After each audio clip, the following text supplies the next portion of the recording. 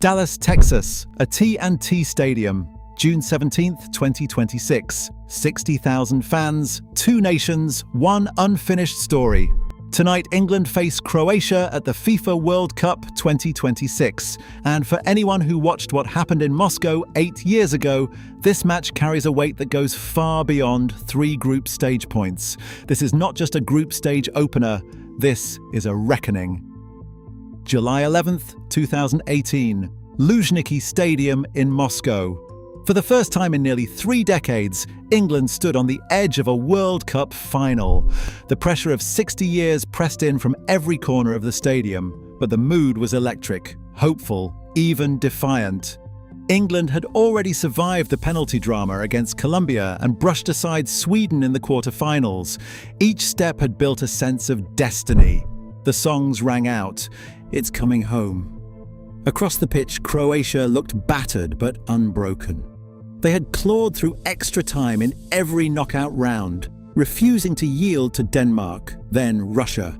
Their legs were heavy, but their spirit was iron. The match barely had time to settle before Kieran Trippier, England's right back, stood over a free kick in the 5th minute. One swing of his right boot and the ball bent over the wall, past the Croatian keeper into the top corner.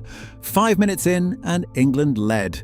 Trippier ran arms wide, disbelief and joy etched across his face. The stands erupted.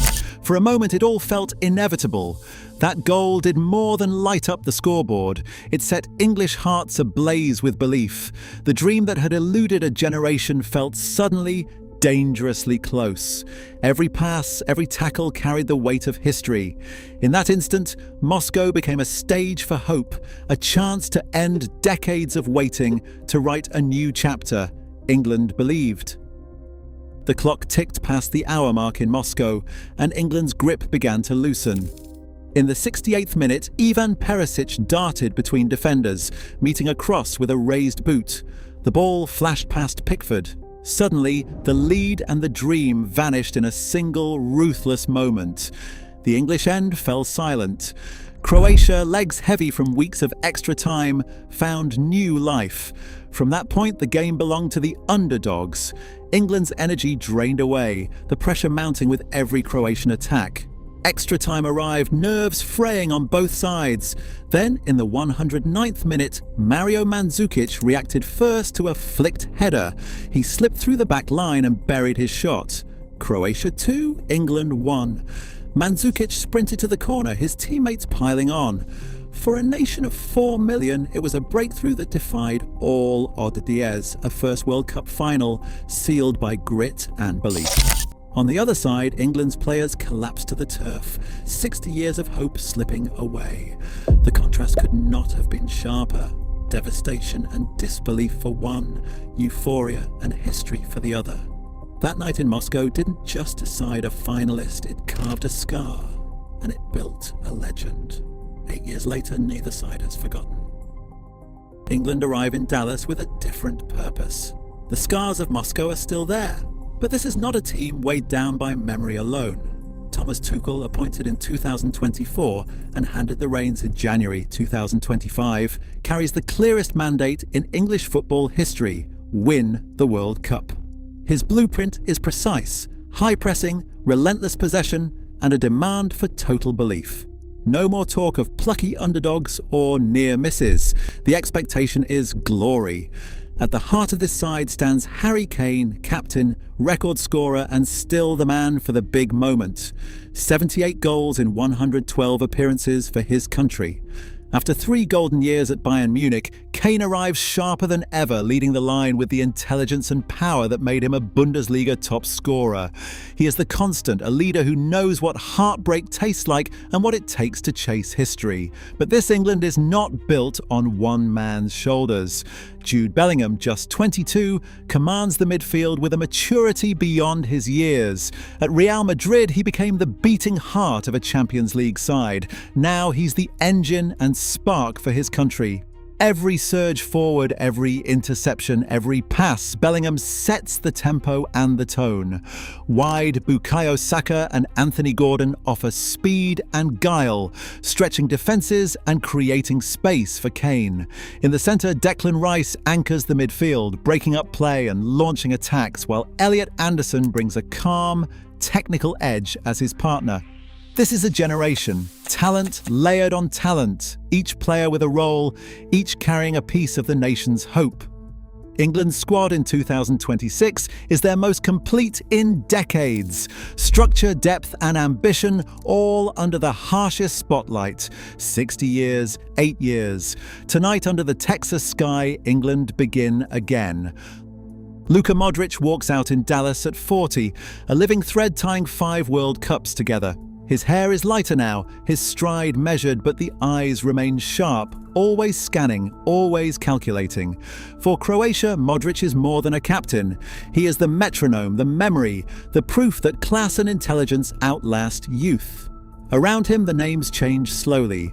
The core remains. Zlatko Dalic, still at the helm since 2017, has built a side that does not chase trends or headlines. Croatia do not overwhelm with speed or brute strength. They survive and advance with something more subtle, patience, shape, and a refusal to panic.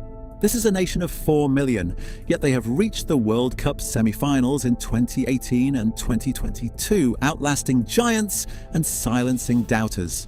Dalic's philosophy is simple. Defend as one, break with precision, and let the ball do the running. In the heart of midfield, Modric and Mateo Kovacic dictate the rhythm, absorbing pressure, waiting for the right moment to strike. Against more celebrated squads, Croatia do not blink. They outthink, outweight, and punish mistakes. Their transitions are surgical, their discipline relentless. Every player knows his role, every line moves in concert. The world expects them to fade. They respond with another deep run, another lesson in collective belief. This is not a team built to impress in warm-ups. It is a team built to endure, to frustrate, to endure again. Croatia refuse to die. England's intent is clear from the opening whistle. Tuchel's side presses high, hunting the ball in packs, forcing Croatia to play faster than they want. The shape is fluid, either a 4-3-3 or a 4-2-3-1, with full-backs racing up the flanks, stretching the field wide. Saka and Gordon, the wide forwards, drift inside, drawing defenders and opening corridors for overlapping runs. Every time England regains possession, the attack floods forward in waves. The goal isn't to create one chance, but to overwhelm, to hit the box with numbers before Croatia can regroup. But Croatia have seen this before. Dalic's men drop into a disciplined 4-2-3-1, the lines tight and compact. They don't chase shadows. Instead, they wait for the right moment, one misplaced pass, one loose touch, and then they strike with a selective press, snapping at England's midfield. Modric, at 40, still pulls the strings. His passing is a scalpel, looking for space behind England's high line, exploiting the gaps left by ambitious fullbacks. Everything funnels toward the heart of the pitch. Declan Rice battles Modric for control, the anchor against the maestro. Elliot Anderson faces Mateo Kovacic, each probing for rhythm and balance. The contest is fierce, technical, relentless. If England can swarm the midfield and keep Croatia penned in, their press will pay dividends. If Modric finds time, Croatia will punish any overreach. The match will be decided here by who bends, who breaks, and who commands the centre. England's World Cup story does not begin or end with 1966. That single title, won on home soil, has been followed by 60 years of heartache, penalty shootouts, semi-finals lost, and generations haunted by what might have been. Every tournament since has carried the weight of expectation, the hope that this time, the wait will end. But Dallas in 2026 is different. The expanded 48-team format, the new round of 32, and a Group L featuring Ghana and Panama alongside Croatia have opened a path that feels, on paper, more forgiving than the gauntlets of old. For once, the draw offers more than a glimmer of hope. Yet standing in the way is the same opponent that shattered English dreams in Moscow. Tonight is not just about 3 points, it's about memory, burden, and the chance to finally change the story. In Dallas, history hangs in the balance. Pressure forged by decades, tested in 90 minutes. This is not just a rematch, it's a mirror held to both nations' dreams. For England and Croatia, the reckoning is now. Subscribe for more stories where football becomes fate.